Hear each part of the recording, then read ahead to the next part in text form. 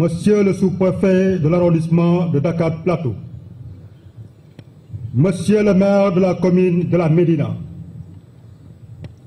Monsieur le général de corps d'armée, grand chancelier de l'Ordre national du Lion, Monsieur le général de corps d'armée, chef d'état-major général des armées,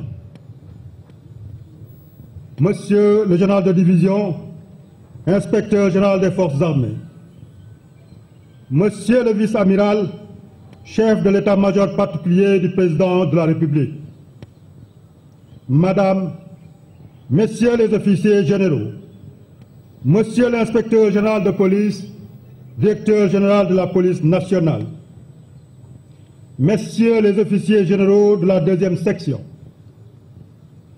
Messieurs les hauts magistrats et cadres de l'administration, Mesdames et Messieurs les présidents de conseil d'administration, présidents, directeurs généraux et directeurs d'agence, notabilités coutumières et religieuses, officiers, sous-officiers, militaires du rang, personnel civil de la gendarmerie, gendarmes du cadre de réserve et à la retraite, chers époux et épouses des personnels militaires de la gendarmerie, partenaires et collaborateurs de la gendarmerie nationale, honorables invités, en vos rangs, grades, titres et qualités, chers parents et amis, Mesdames, Messieurs, Monsieur le Président de la République, Son Excellence Bassirou Diomaye Diakhar Faye, chef suprême des armées, m'a fait l'honneur de me nommer à la fonction de haut commandant de la gendarmerie nationale et directeur de la justice militaire. Après avoir rendu grâce à Dieu, maître des destins, j'exprime ma profonde gratitude et ma déférente reconnaissance au chef de l'État pour la confiance placée en ma personne. En ces moments solennels, je rends un vibrant hommage aux voyants gendarmes qui sont tombés sur le champ d'honneur en accomplissant le devoir ou qui ont été emportés par la maladie. C'est le lieu de saluer la mémoire de feu le général de division de la 2e section, Mamadou Diop, ancien haut commandant de la gendarmerie nationale et directeur de la justice militaire, qui a été arraché à notre affection la semaine dernière. J'exprime à nos blessés et aux familles endeuillées toute ma compassion et leur renouvelle mon soutien entier de tous les instants. Je n'oublie pas nos camarades engagés en opération extérieure ou à travers le territoire national. Je salue avec déférence l'action de tous les hauts commandants de la gendarmerie nationale qui m'ont précédé à cette prestigieuse fonction. Je leur rends un hommage mérité pour leur contribution significative à la grandeur de la gendarmerie nationale. Leur héritage sera pour moi une source d'inspiration permanente dans l'exercice de mes fonctions.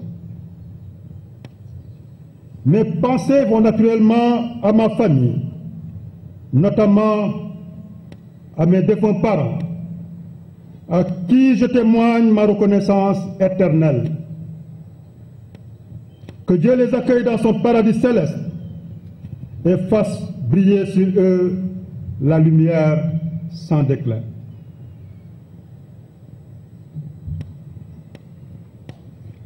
Je tiens particulièrement à rendre un hommage mérité à ma fidèle et courageuse épouse, Madame Faye, ainsi qu'à nos enfants. Leur affection, leur dignité, leur patience et leur soutien ont largement contribué à mon accomplissement professionnel et personnel. Enfin, j'adresse mes sincères remerciements aux parents, amis, et à vous tous qui avez bien voulu honorer par votre présence cette cérémonie. Monsieur le ministre des Forces armées, je vous exprime ma gratitude pour les paroles motivantes que vous avez bien voulu prononcer à mon endroit. Je vous renouvelle mon engagement entier à hisser encore plus haut le flambeau symbolisé par le fanion de commandement que je viens de recevoir de vos mains.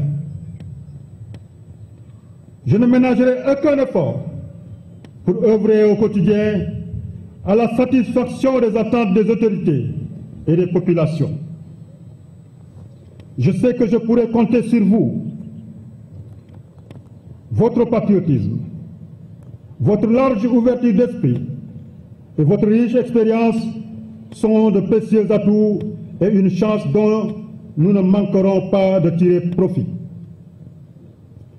Monsieur le ministre, honorables invités, le 3 avril 2024, lors de son investiture, Son Excellence, Monsieur le Président de la République, s'engageait solennellement à œuvrer inlassablement à la préservation de la paix et de la cohésion nationale, dans un Sénégal mieux sécurisé et plus juste, dans une démocratie renforcée. À cette fin, le chef de l'État m'a chargé de contribuer à la concrétisation de cette vision en plaçant l'humain au cœur de notre stratégie de gouvernance sécuritaire. Aujourd'hui, il s'agira pour moi d'inscrire en priorité la satisfaction des attentes des populations au cœur de l'action de la gendarmerie nationale et de garantir à la nation sénégalaise une sécurité et une défense qu'elle mérite. D'abord, en tant que force de souveraineté, notre institution consolidera son engagement à contribuer à la sécurité ainsi qu'à l'intégrité du territoire pour mieux garantir le fonctionnement normal de l'État en toutes circonstances et contre toute forme de menace. Ensuite, en tant que force de sécurité, nous mettrons tout en œuvre pour protéger les populations, préserver l'exercice des droits humains et des libertés fondamentales et participer à la sauvegarde de l'unité et de la cohésion nationale. Enfin, en tant que force humaine, la gendarmerie s'engage à prêter une meilleure attention aux victimes et aux couches vulnérables en apportant des réponses adaptées et efficaces aux sollicitations des justiciables qui seront traitées avec toute la célérité requise. La seule présence du gendarme devra apporter sérénité et confiance. En conséquence, quel que soit le contexte opérationnel et les conditions d'intervention, le rôle de la gendarmerie en tant que force publique sera exercé avec discernement et professionnalisme, c'est-à-dire dans le strict respect des obligations déontologiques, permettant ainsi de préserver durablement une relation de confiance entre nos concitoyens et les forces de l'ordre. Monsieur le ministre, honorables invités, les défis sécuritaires qui se posent à notre pays sont nombreux et complexes, mais surmontables. De même, la volatilité de la situation sécuritaire dans la sous-région est une grande source de préoccupation qui interpelle la gendarmerie. En effet, la criminalité transnationale organisée, exploitant la porosité des frontières, menace la stabilité et le développement des régions Est et Sud-Est de notre pays. Elle se manifeste, entre autres, par les vols à main armée, les trafics de tout genre et les pillages des ressources humaines sous fond de dégradation de l'environnement. De plus, la facilité d'accès à l'Internet à toutes les couches sociales a ouvert de nouvelles zones de prédilection pour la criminalité. Parallèlement, les urgences de sécurité intérieure se posent avec acuité. L'insécurité routière en est l'un des fléaux les plus préoccupants qui met en péril la vie de nos concitoyens par des accidents meurtriers et fréquents dont les conséquences sont dramatiques. Aussi, les violences physiques qui se manifestent par des agressions ouvertes contre les personnes en plein jour alimentent-elles le sentiment d'insécurité. La délinquance économique et financière en tant que forme de criminalité souterraine et astucieuse constitue quant à elle une sérieuse menace pour l'économie nationale. En somme, ce sont ces défis de sécurité intérieure sous le substrat d'un contexte sous-régional instable et très contagieux qui guideront les choix stratégiques de la gendarmerie nationale dans le présent et pour les prochaines années. Monsieur le ministre des Forces armées, honorables invités, mon ambition est de renforcer la construction d'une gendarmerie performante et efficace, présente sur l'ensemble du territoire national, apte à contribuer à la paix, à la sécurité et à la défense de l'intégrité du territoire national, aux côtés des armées et des forces de sécurité intérieure. Sous mon commandement, la gendarmerie s'engage fermement à renforcer et à maintenir son modèle spécifique caractérisé par sa polyvalence, sa transversalité et son positionnement institutionnel qui lui ont valu tant de satisfaction par le passé. Pour ce faire,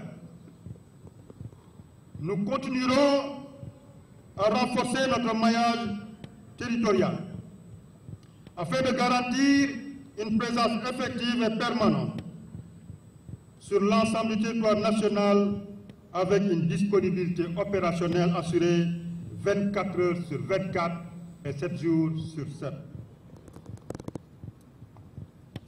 Ainsi, mon plan d'action sera articulé autour du renforcement des 4 fonctions opérationnelles suivantes. Commandement, coordination, conduite, veille, alerte, prévention, surveillance, investigation et enfin, protection, intervention.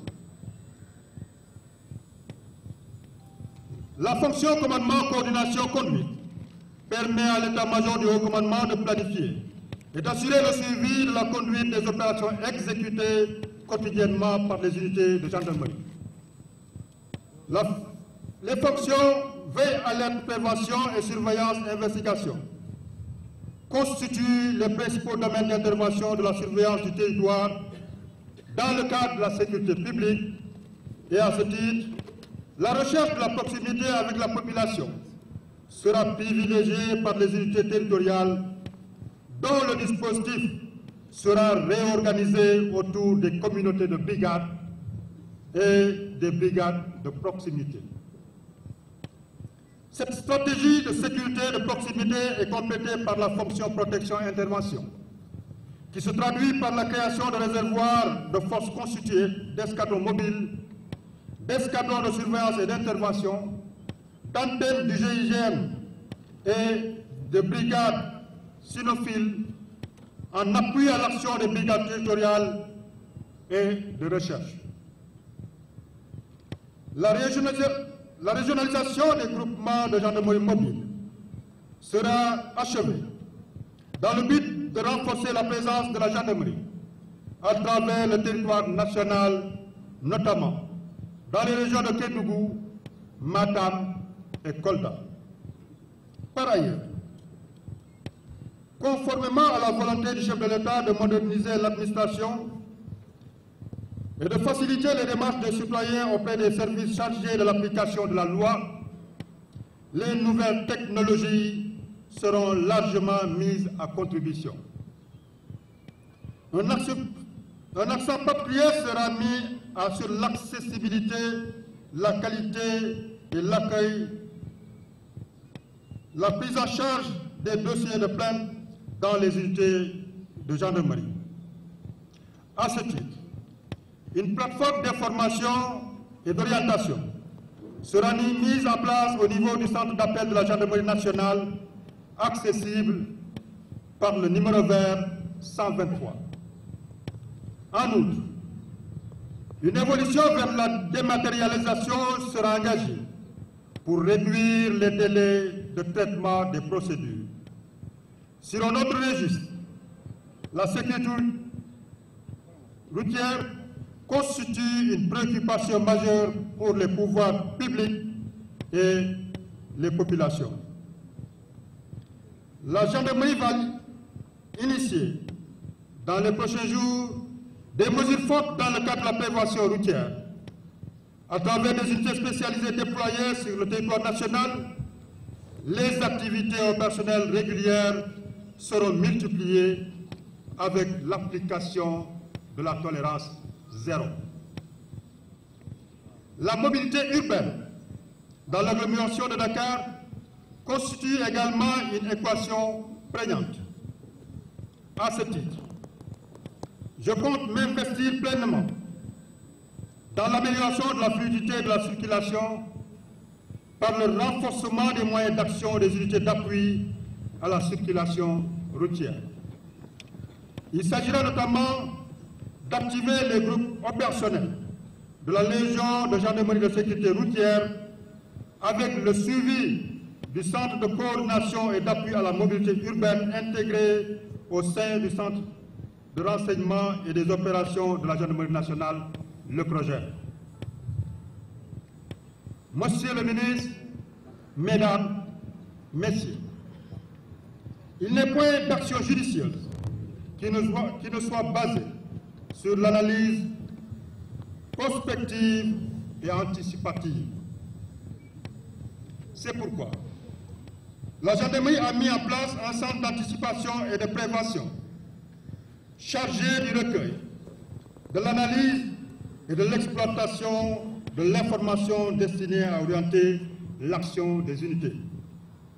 De même, le CROGEN, qui constitue un organe de planification, de suivi et de conduite, sera renforcé en personnel qualifié et en outils technologiques performants pour le contrôle des opérations d'envergure sur tout le territoire national.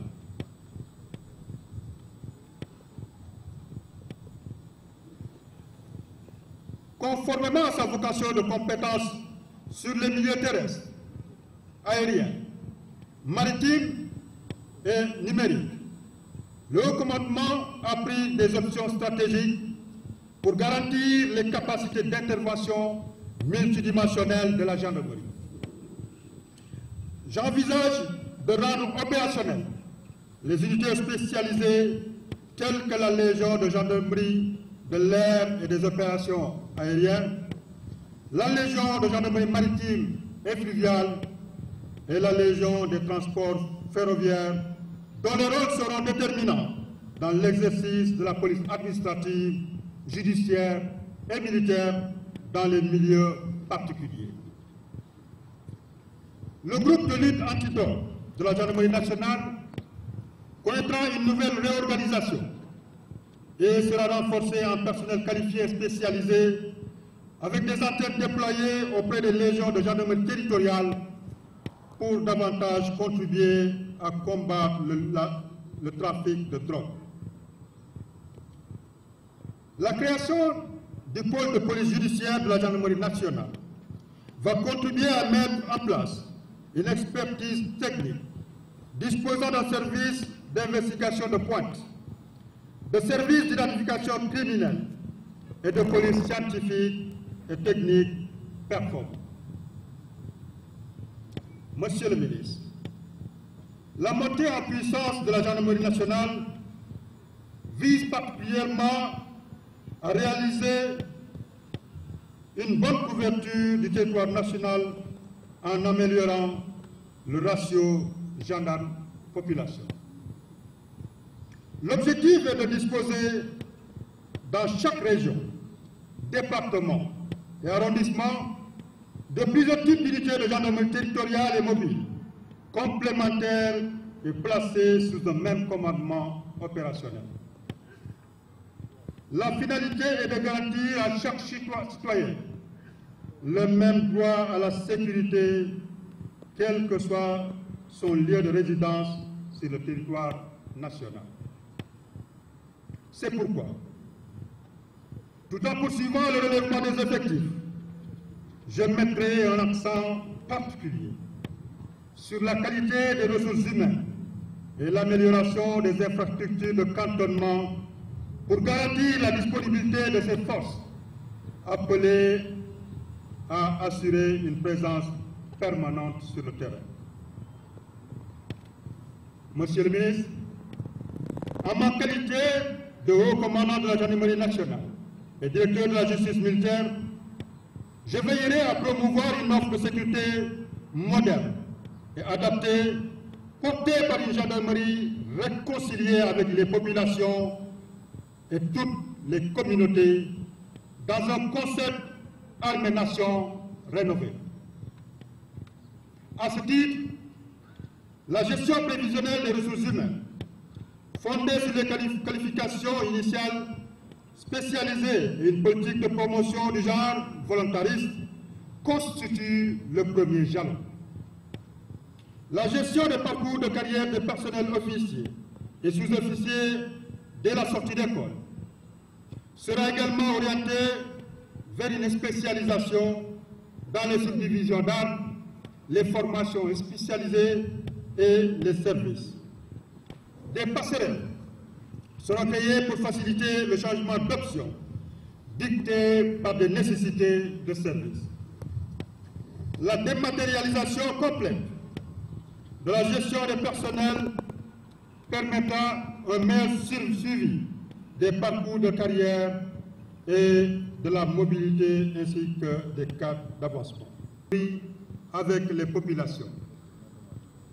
Par ailleurs, avec l'adoption du nouveau décret d'organisation 2024-824, la gendarmerie nationale s'est inscrite dans une dynamique de renforcement de l'expertise dans les différents domaines de l'exécution de son service.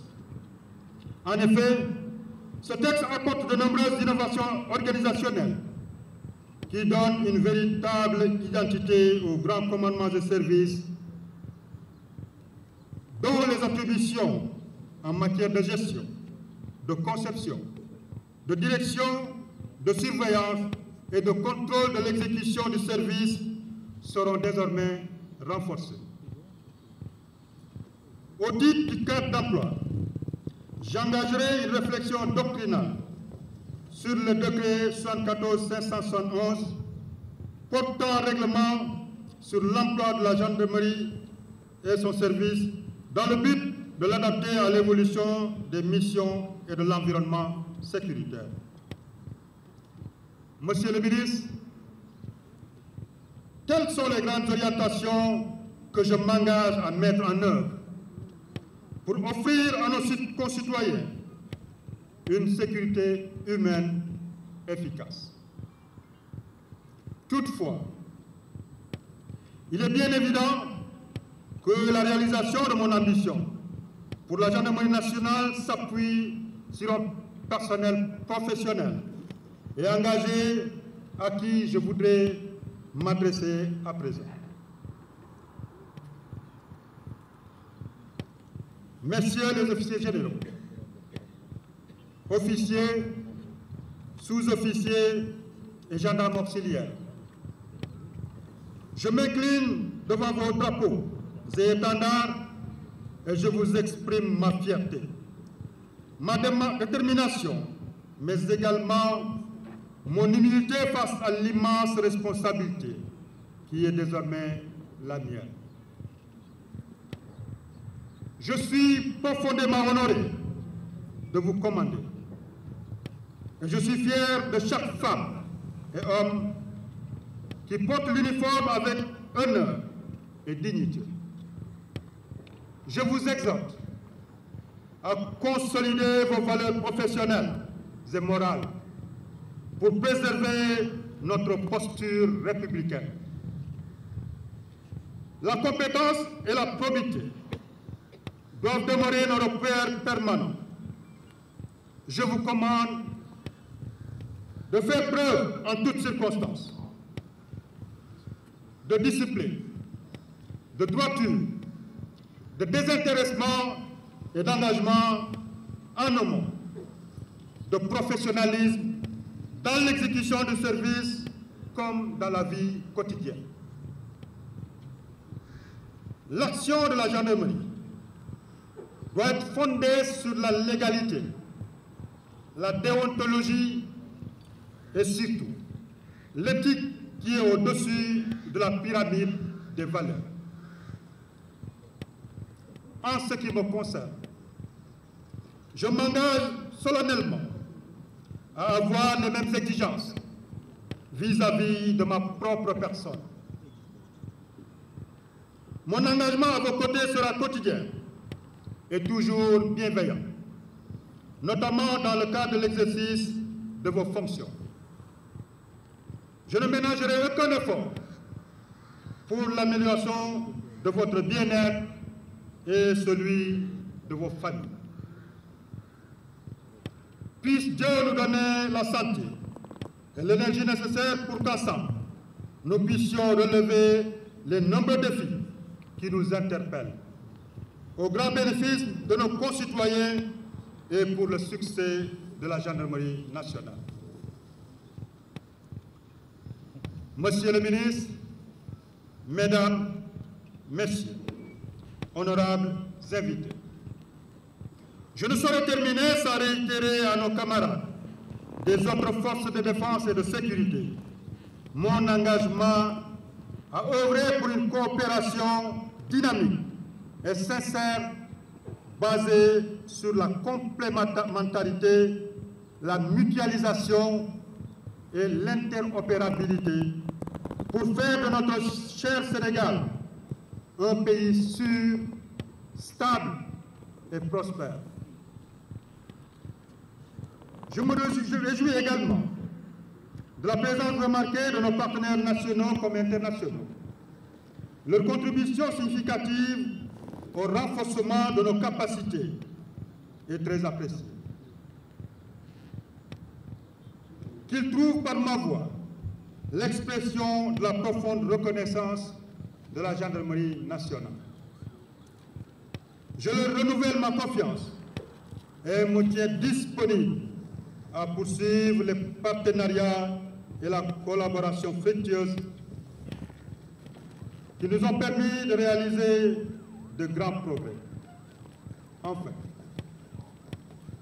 à vous qui avez bien voulu honorer de votre présence cette cérémonie, rehaussant ainsi son éclat et lui donnant toute sa solennité, je vous exprime ma profonde gratitude au nom de la gendarmerie nationale et en mon nom propre. Monsieur le ministre des Forces armées, Mesdames et Messieurs, honorables invités, je vous remercie de votre aimable attention. Honneur, patrie. Fermez les bancs.